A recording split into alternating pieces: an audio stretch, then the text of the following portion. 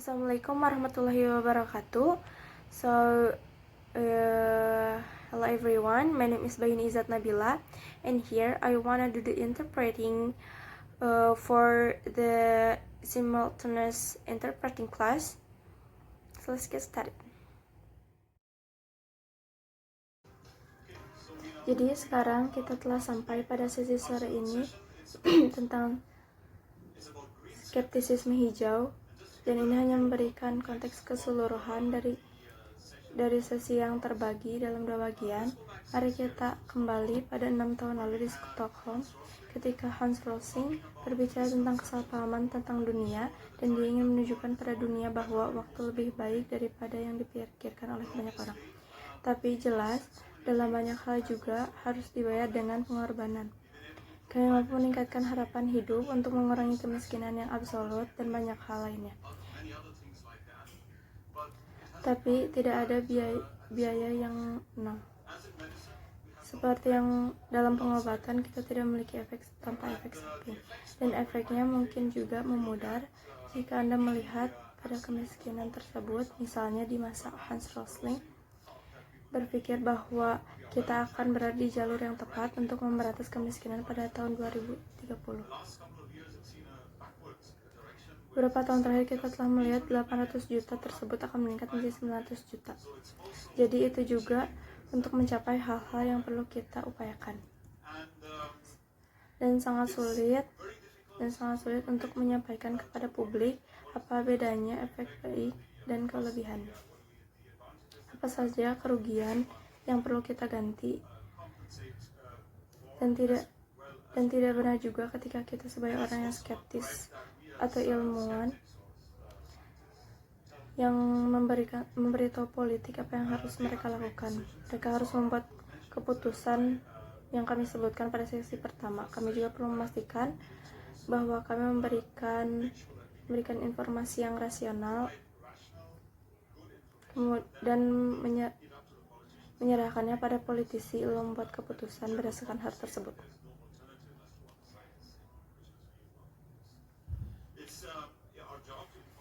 Yang dikatakan pada ilmuwan, tugas kita adalah menginformasikan tentang pengetahuan yang dapat diandalkan, apa dari fakta itu, apa yang bukan, dan apa yang diminta oleh gerakan hijau. Kami menginginkan lingkungan yang utuh dan layak dihuni. Tetapi apakah kami berada di jalur yang benar? Apakah kami dihalangi oleh kepercayaan yang tidak berdasar? Dan itu menjadi bagian dari sesi ini.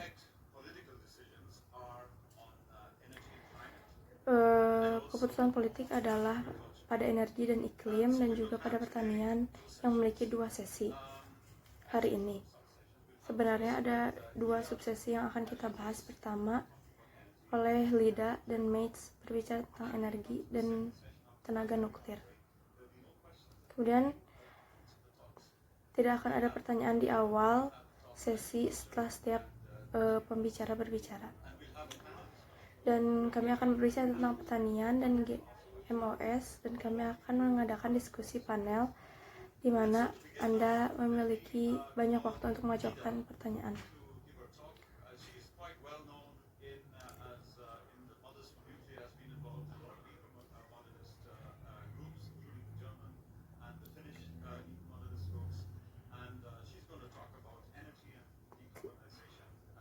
Seakan saya menghubungi Ida yang merupakan kelompok modernis lingkungan Jerman Finlandia yang akan berbicara tentang energi dan dekarbonasi nuklir. Jadi saya ingin mengucapkan terima kasih kepada Amardio dan Kongres para skeptis yang mengundang saya berbicara pada hari ini. Saya hari ini berbicara tentang, lebih spesifiknya adalah berpikir kritis, karena kami ingin menangani sasaran energi hijau dengan serius. Jadi pertama-tama saya ingin mengatakan sedikit tentang diri saya. Amardio mengatakan kepada Anda bahwa saya seorang ekomodernis. Saya juga ahli biologi. Saya seorang ibu, seorang pecinta lingkungan, dan lainnya. Saya suka mendaki, saya pencinta alam, saya suka sci-fi dan Star Trek, anjing, sosis, dan lainnya. Alasan mengapa juga penting untuk mengetahui siapa yang berbicara di sini hari ini adalah karena seringnya kita berbicara tentang topik-topik ini, baik tentang perawatan kesehatan maupun topik lingkungan. Jika mereka tidak tahu mengapa kita membicarakan hal itu, mereka tidak tahu apa yang memotivasi kita dan menilai apa yang kita bagi. Yang seperti yang dibicarakan sebelumnya, ada pertanyaan tentang skeptisisme dan kebijakan bahwa kita tidak boleh memberi tahu politik apa yang harus mereka lakukan. Kita berbicara tentang nilai dalam hal yang hijau dan pada dasarnya melindungi lingkungan, memelihara ekosistem yang beragam di seluruh dunia. Yang kita anggap ini adalah premis bahwa hal-hal tersebut adalah sesuatu yang harus kita lindungi. Jadi sebenarnya ini lebih tidak terucap ketika kita berbicara tentang perawatan kesehatan dan pengobatan alternatif. Lebih sering karena ada juga nilai bahwa kita ingin melindungi kesehatan manusia. Namun ini adalah bagian inti mengapa kami ingin melihat topik ini dengan cara yang skeptis, karena sangat penting untuk menjawab pertanyaan lingkungan dengan benar. Jadi begitu banyak orang yang berpikir bahwa skeptisisme yaitu piatu, seperti yang disebutkan sebelumnya bahwa kita dapat dianggap sebagai kutu buku atau orang aneh. Tapi juga kita dapat menyeberang karena kita hanya di sana untuk membeli ide-ide yang bermaksud baik dan menunjukkan kepada orang-orang ketika mereka salah.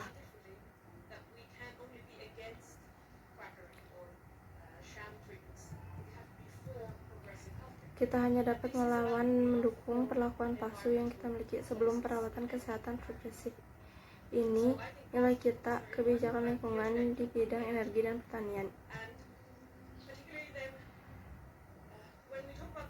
Kita berbicara tentang masalah ini, kita akan sampai pada situasi yang tidak nyaman sehingga kadang-kadang kita harus melakukan hal yang skeptis dan menunjukkan di mana ide-ide itu sangat beralasan dalam bukti, karena seringkali kita membuat keputusan berdasarkan naluri dengan cepat dan kita memiliki persepsi intuitif tentang apa yang baik untuk lingkungan dan apa yang tidak, membantu kita mencapai tujuan ini.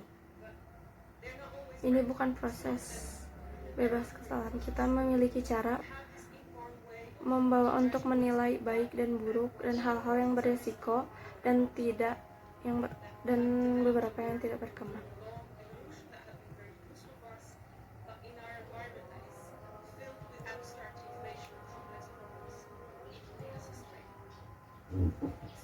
Jadi kami proses ini akan mudah jika Anda melihat peneliti resiko dan mendengarkan peneliti resiko tentang bagaimana kami membuat penilaian ini, apa baik dan buruknya bagi kesehatan lingkungan dan beberapa resiko lainnya. Mereka memberitahu Anda bahwa orang-orang selalu cenderung memiliki tema menyeluruh untuk meningkatkan rasa resiko ketika itu adalah sesuatu yang tidak biasa. Jadi kita dengan mudah menemukan apapun yang membuat hal itu berisiko, sedangkan kita meremehkan resiko tersebut. Kita dapat mencoba untuk lebih menyadari, tetapi mereka tetap hidup dalam budaya kita. Mereka diperkuat oleh apa yang orang lain dan budaya katakan kepada kita. Jadi ini adalah bagaimana kita berakhir dengan banyak ide di mana kita mungkin harus sampai pada situasi yang tidak nyaman yang kita peroleh dalam satu sesi ini. Jadi ketika kita berbicara tentang energi, ini ada yang paling mencolok dibandingkan dengan bentuk energi yang paling baru. Kami memiliki perasaan yang lebih intuitif terhadap sumber kekuatan energi yang kami gunakan. Kita dapat merasakannya dengan indera kita. Kita tahu bahwa angin dapat dimanfaatkan dengan layar yang mengalir airnya, dan Anda dapat mengubahnya. Kita tahu bisa merasakan efek pemanasan matahari. Kita dapat menghindari risiko ini dengan pergi ke suatu tempat yang teduh. Kami mendapatkan energi yang kami juga mendapatkan kekurangan dari asap. Kami tahu secara rasional bahwa hal itu menyebabkan resiko yang berdampak pada kesehatan kami, tapi ini bukan bel alarm yang berbunyi di kepala kami. Itu adalah sesuatu yang harus Anda hindari dan pergi ke arah lain. Tapi ini sering terjadi pada tenaga nuklir karena kita tidak punya akal sehat untuk itu. Satu-satunya insinyur nuklir yang sangat terlatih yang memiliki pengetahuan praktis bagaimana Anda mengendalikan reaksi nuklir. Jadi, posisi ini selalu menjadi sasaran kekuatan yang berlebihan. Jadi, jika Anda mendengarkan peneliti risiko, saya akan mengutip Peter Salmon misalnya, mengatakan resiko yang mengganggu kita dan resiko yang membunuh kita adalah dua hal yang berbeda. Karena seperti yang Anda lihat di sini, jadi grafik ini mari kita lihat di sini, jumlah kematian manusia per unit energi yang dihasilkan, dan energi statistik ini bukan pertanyaan kontroversial sebenarnya. Anda menemukan di literatur yang diterbitkan, Anda menemukan di sumber statistik seperti Statistika dalam proyek UI, di mana mereka memperhitungkan eksternalitas energi. Jadi kami paling takut energi nuklir, sedangkan batu bara menyebabkan jumlah kematian yang sangat besar. Kami tahu bahwa batu bara itu buruk, tapi kami terlalu takut dengan hal itu. Bukan karena hal itu sebagian besar membuat kita cemas, kecuali kita membicarakan tentang kecemasan iklim.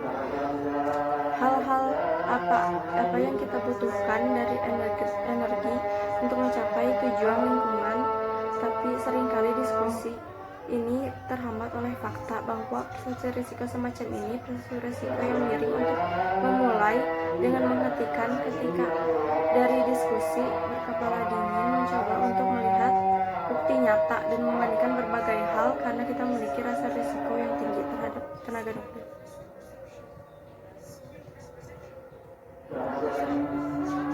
Jadi belum di mana persepsi risiko yang pengetahuan aktual sangat berjauhan, sehingga umum adalah bahwa tenaga nuklir memiliki risiko yang tidak dapat dipertimbangkan. Sebenarnya saya pikir memiliki risiko gantung ini generasi mendatang hanyalah sangat berat sehingga kita harus menolak periode tenaga nuklir. Tidak ada pembenaran untuk menghasilkan sejumlah energi yang sangat berbahaya. Merefleksikan ide-ide yang saya kerjakan dengan keras untuk diri saya sendiri, saya menyebutkan karena Amerikanya adalah nuklir ini. Saya harus tahu bahwa limbah nuklir itu buruk, sangat buruk. Saya sebenarnya tidak perlu pergi dan memeriksa data beberapa buruk sampai seberapa jauh saya baru tahu bahwa logis untuk menolaknya. Jadi dalam bagian ini Anda memiliki radioaktivitas yang diukur dalam aktivitas relatif. Itu ada limbah khas yang Anda saat ini dari kerja reaksi air ringan. Reaktor adalah jenis reaktor yang sangat umum, dan pada baseline pada tingkat 1 kita memiliki uranium alami. Jadi di sini kita dapat melihat bahwa pada awalnya bahan bakar nuklir bekas. Anda akan lihat itu sangat aktif, kemudian melihatnya dengan relatif cepat.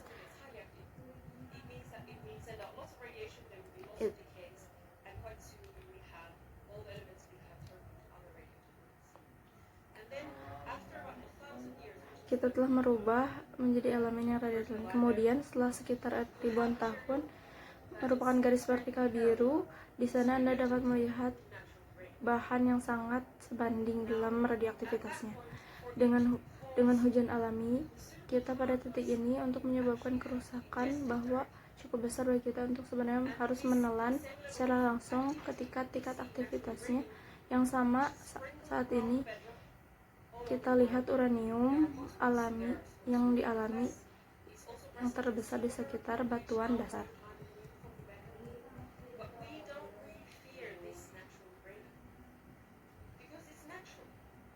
Karena itu alami, bahwa perbedaan radiasi bukanlah pertanyaan di sini. Pada saat itu, ratusan ribuan tahun yang kami anggap limbah nuklir sangat tidak berbahaya. Itu tidak berbahaya seperti uranium alami karena langkah yang kita lihat melalui listrik tanaman itu menjadi buatan. itu bukan persepsi, sebenarnya tidak seberbahaya dulu. Dan ini tentang bagaimana sebenarnya kita menyebabkan kerusakan. Anda tidak benar melihat saran mendetail orang-orang yang berbicara tentang limbah nuklir. Selalu berbahaya bagi kita untuk menganggap nuklir. Mereka tidak perlu memberitahu untuk mengungkapkan atau membuat laporan tentangnya secara praktis.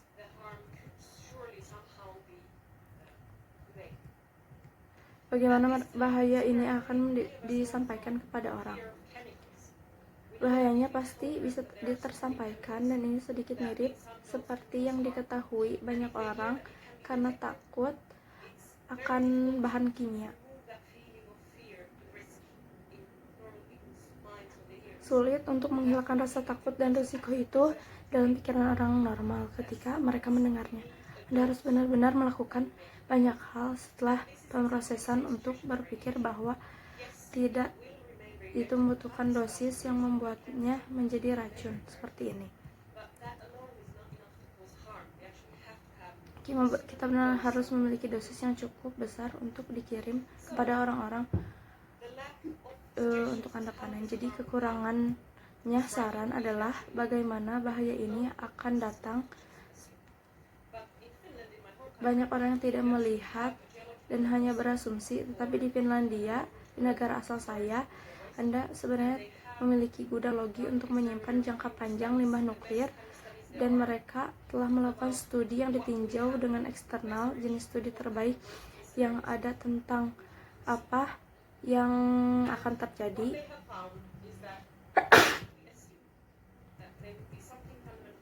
Dan apa yang mereka temukan adalah bahwa jika berasumsi bahwa ada sesuatu yang secara fundamental salah dengan wadahnya.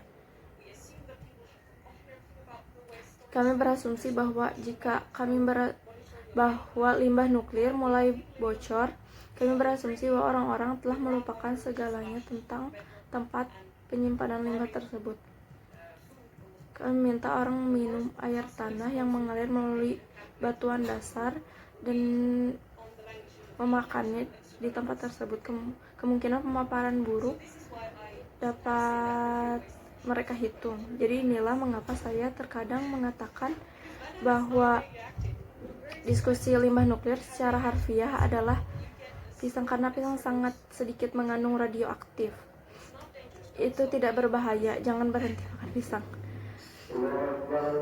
Jadi ada banyak ketakutan, tetapi ketika kami mencoba melihat secara realistis, kami menemukan bahwa bahaya tersebut sangat sulit didapat. Jadi kami sebagai skeptis, saya ingin membantu orang-orang yang skeptis juga adalah persepsi risiko yang mempertimbangkan lanskap risiko. Karena hal lain yang kami pelajari dari penelitian risiko bahwa membandingkan limbah bahkan kecil sekali, tapi ini adalah hal yang sangat penting untuk mengajari orang-orang tentang risiko yang harus kita bandingkan. Karena sangat mengejutkan ketika Anda mulai melihat fakta bahwa terdapat energi lain yang tidak seharusnya dibandingkan. Mereka menyebabkan lebih banyak masalah kesehatan. Mereka benar-benar berbahaya, merupakan kasus yang berat saat logam berat yang mereka inginkan untuk akhir alam semesta. Mereka berpotensi tetap sama menangani limbah. Mereka banyak berakhir di tempat pembuangan sampah di suatu tempat.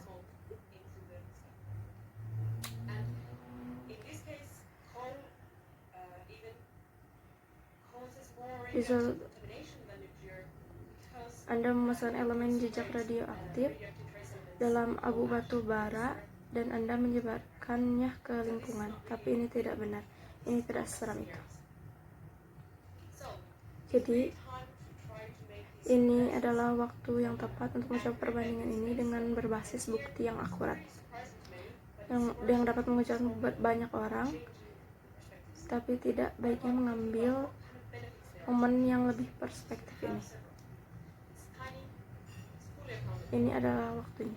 Sangat kecil sepenuhnya diperhitungkan, sangat jarang menemukan industri yang sepenuhnya bertanggung jawab atas keseluruhan masa depan limbahnya. Kami sebenarnya dapat mendaur ulang dan menggunakan kembali limbah nuklir. Kami memiliki reaktor yang ada saat ini menggunakan bahan bakar nuklir bekas dari reaktor baru. Limbah nuklir juga padat dan mudah melonjak, dan seperti yang saya katakan, kita tidak perlu melakukan apapun, tetapi hanya dengan berlalunya waktu secara pasif dan mengurangi berbahaya. Jadi mari lanjutkan ke poin berikutnya, di mana ada banyak celah dan persepsi penggalangan tangan. Jadi saya berbicara tentang kecelakaan energi. Yang saya ingin bertanya di sini dari penonton, berapa banyak dari Anda yang menyebutkan beberapa kecelakaan energi nuklir terbesar? Chernobyl, Fukushima, 3 Mile. Berapa banyak dari Anda yang mengenal Chernobyl, Fukushima? Ya.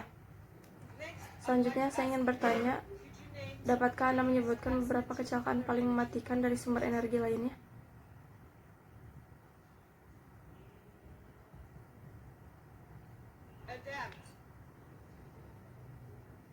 Sangat bagus. Bendungan Banqiao. Benar, berapa banyak dari kalian yang tahu tentang bendungan itu? Bagaimana dengan Bayong Dam? Ya, ini agak mirip dengan situasi mobil versus terbang. Kami tahu bahwa mobil menyebabkan lebih banyak kematian, tetapi kami tidak benar-benar takut untuk mengemudi. Tapi dengan sebuah pesawat jatuh, semua orang perhatikan dan banyak sangat takut untuk terbang. Merupakan bentuk perjalanan yang lebih tidak wajar, dan kami tidak memiliki jenis yang sama. Jadi, saluran kecelakaan energi nuklir paling terkenal yang akan saya rekap dengan cepat untuk konteksnya. Meskipun mereka dapat menyebut Chernobyl, mereka belum tentu tahu bahwa banyak orang yang terbunuh. Jadi PBB memiliki hampir 10 badan berbeda yang membuat laporan dengan efek Chernobyl yang melibatkan 3 pemerintahan, Palang Merah, dan banyak ilmuwan independen. Sudah cukup terkenal dari 120 pekerja darurat yang memadamkan Chernobyl, kebakaran 30 dari mereka, sekitar 30 meninggal karena penyakit radiasi akut. Mereka tidak memberi tablet yodium, dan hal ini menyebabkan yodium ini terkontribusi di tiroid orang muda, menyebabkan beberapa ribuan kematian tiroid dalam beberapa dekade yang tidak akan datang. Dan tiroid dapat diobati dengan cukup baik, tetapi sejauh ini kami telah mengalami 15 kematian akibat kanker tiroid ini. Jadi ini adalah jumlah kematian berbasis sains yang dikonfirmasi. Ada perkiraan bahwa dengan lebih banyak kanker tiroid menjelang akhir masa hidup kelompok ini, kita bisa melihat secara keseluruhan 160 kematian. Jadi katakanlah secara kasar kita melihat 200 kematian. Sekarang Anda mungkin dapat membayangkan bahwa telah terjadi kecelakaan energi dengan terlebih dari 200 kematian seperti yang kita dengar ini sebelumnya. Jadi di sini bagian pertama, tempat yang tragis, yaitu bendungan Bejaina. Itu terjadi pada tahun 1975 di China, dan 100.000 kematian.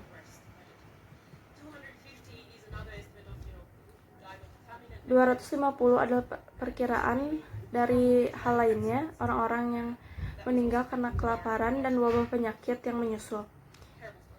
Itu adalah kecelakaan yang tragis, yang sangat mengerikan, yang disimpan dalam kegelapan selama beberapa dekade. Kisah ini mengerikan.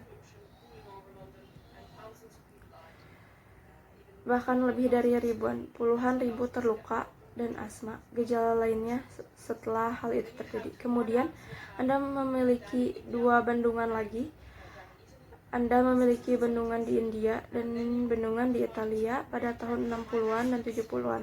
Dan kemudian Anda menemukan 2 kecelakaan ranjau yang sangat tragis pada awal abad 20 di Prancis dan Cina, tetapi kemudian Anda kembali ke hal yang lebih modern.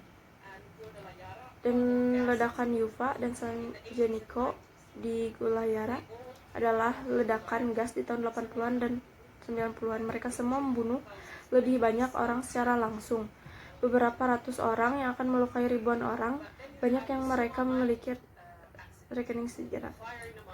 Tapi kemudian Anda mengenai kecelakaan Soma Mining, kebakaran di tambang Turki, 300 orang meninggal seketika.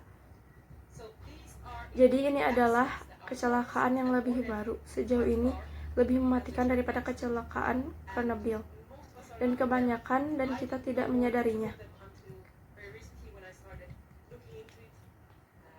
Baru-baru ini saya mulai memeriksanya, jadi di sini saya jelas kesulitan tentang bagaimana persepsi risiko membuatnya tampak jauh lebih berbahaya, seperti yang tidak kita ketahui tentang kecelakaan lainnya. Tetapi kemudian Anda akan mengatakan bagaimana dengan dampak lingkungan yang diketahui banyak orang terhadap nuklir karena mereka memiliki tanah yang terlantar dan mengerikan. Setelah itu Anda tidak bisa tinggal di area tersebut. Jadi di sini saya penelitian tentang yang sebenarnya terjadi akibat dari evakuasi yang Anda tahu. Hasilnya adalah gangguan kesehatan dari polusi udara yang besar. Mereka akan lebih baik jika mereka diizinkan untuk tinggal di rumah mereka. Sekarang, akibat dari perpindahan mereka, alam telah mengambil alih dan mereka semua adalah lebih dari 40 spesies vertebrata yang hidup di area populasi yang berkembang saat ini. Aku sudah mengira itu adalah gurun tandus seperti itu. Jadi persepsi risiko semacam ini benar-benar membuat kita tersesat ketika kita terlihat pilihan seperti apa yang harus kita lakukan dengan kebijakan energi kita. Kecelakaan yang lebih baru sebenarnya melepaskan radiasi yang sangat sedikit sehingga tidak ada efek kesehatan atau lingkungan yang diharapkan darinya.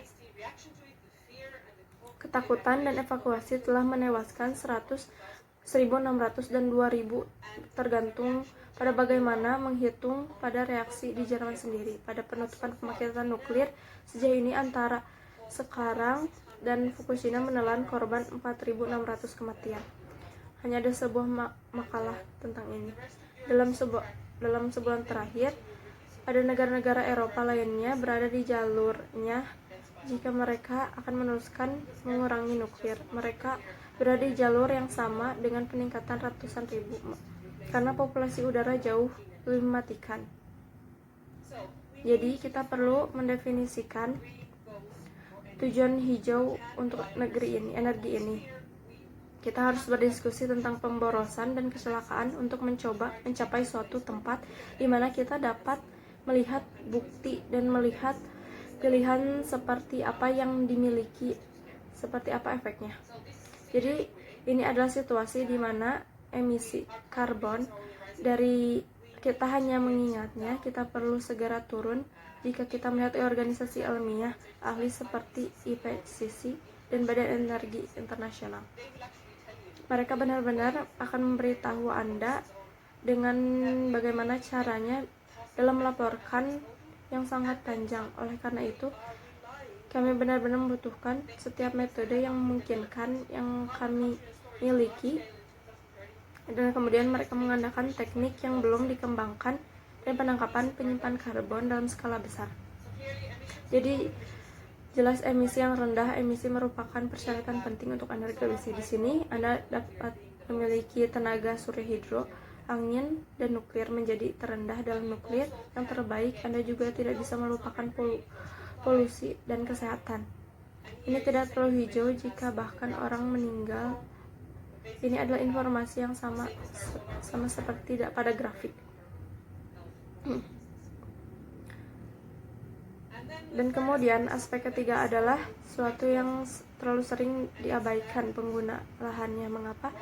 Karena Pengguna lahan secara harfiah adalah masalah melindungi habitat satwa liar, tanya ahli biologi konservasi manapun. Kami tidak akan melihat ekosistem yang berkembang tanpa ruang bagi mereka untuk hidup. Dan laporan keanekaragaman hayati dan ekosistem PBB yang keluar di musim semi ini menyoroti ancaman nomor 1 dan keragaman nomor 1 di laut dan darat. Ini sangat besar jika kita menggunakan bagian terbesar di habitat alami yang tersisa. Kami tidak memiliki singa lagi. Ini benar-benar merasa masalah praktis. Kita tidak mendapatkan perubahan iklim, bahkan katakanlah kita entah bagaimana membuat perubahan iklim sepenuhnya terkendali, tetapi kita telah menggunakan semua habitat. Tapi itu hanya hal praktis yang kita butuhkan untuk memiliki daratan.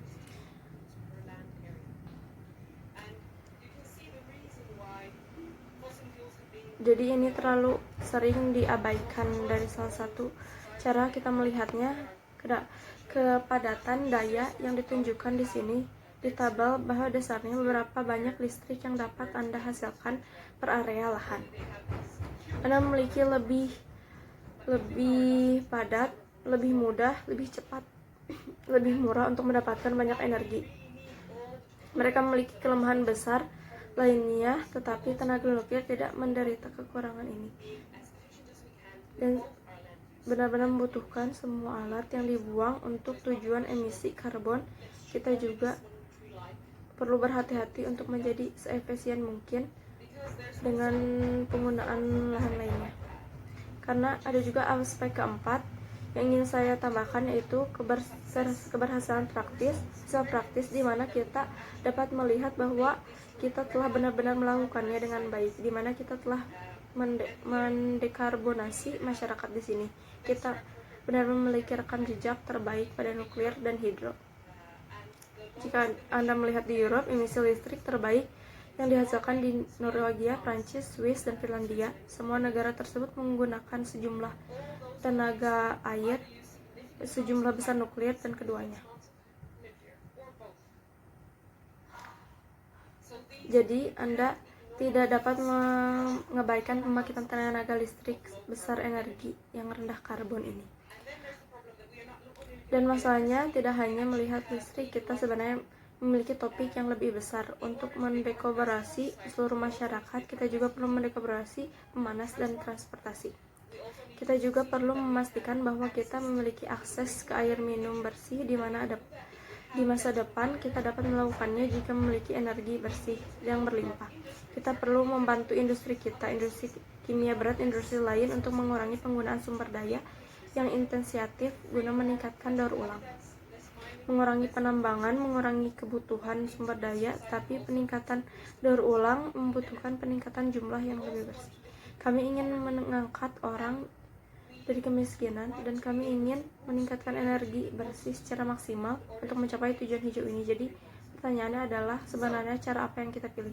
Jadi ini adalah grafik dari Staffan Skip, seorang insinyur nuklir Swedia yang menulis sebuah buku bersama Joshua Goldstein, seorang profesor hubungan internasional, tentang bagaimana beberapa negara telah menyelesaikan perubahan iklim dan lainnya dapat mengikuti. Pada dasarnya kita menunjukkan kepada Anda data yang terbaik. Tidak hanya menambahkan kematian akibat polusi udara yang dapat dihindari, hanya hasil yang mengakibatkan situasi di mana mereka belum mengurangi emisi karbonnya secara signifikan. Jadi sesuatu yang harus kita anggap secara serius. Apakah karbonisasi merupakan tujuan yang penting bagi kita? Apakah kita ingin melindungi kesehatan manusia? Apakah kita melindungi habitat satwa liar? Apakah kita meminimalkan penggunaan lahan? Ini adalah pertanyaan yang penting yang harus dijawab dengan bukti yang bukan berdasarkan asumsi. Karena kita telah melihat negara-negara seperti Prancis, Swedia menggunakan tenaga nuklir tenaga nuklir untuk berkarbonasi masyarakat ini pada tahun 70-an dan 80-an.